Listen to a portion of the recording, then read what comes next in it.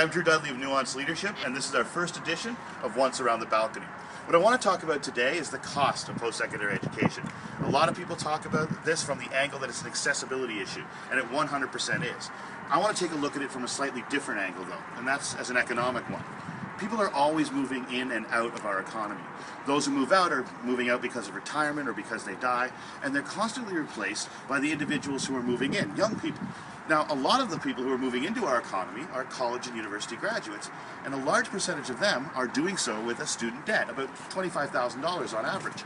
But the problem then is that the people who are moving into our economy, they're not spending money. They're not buying big ticket items like cars or houses, the type of things that generate big amounts of tax dollars, but more importantly, generate major manufacturing jobs. Instead, the people who are moving into our economy are spending 5 to 10 years in that economy while they're just paying off visa bills or student loans. That's an economic issue.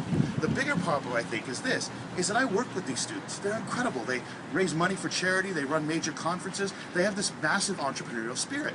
But instead of wanting to be entrepreneurs, instead of wanting to be the small business owners that generate most of the Canadian jobs, what happens is, as soon as a big firm comes in, they dance around saying, who wants a cubicle? Who wants a cubicle? And I watch these brilliant students jump up and down as if that's the only thing that they can possibly do. They give up this entrepreneurial spirit because they need to pay off their student loans.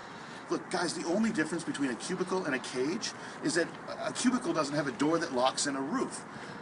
You know why? Because you haven't earned it yet. As soon as you prove to the company that you're valuable enough for it, they give you that office, which has the locking door and the roof. The only difference between most offices and zoos is that in a zoo they never let the animals loose, expect them to feed themselves every night and come back the next morning. We're killing the entrepreneurial spirit in Canada. We're making people who should go out there and be creating small business and creating all the jobs that come with it, we're making them believe that they have to go and work for some big company somewhere. They've got to start working in an office. Why? Well, if you start a company with nothing and it doesn't work, you've got nothing. But when you leave school and you've got a debt of $25,000 and you try something new and it doesn't work, well then where are you? That's an economic issue. And that's something that we got to fix. But we're all the way around the balcony.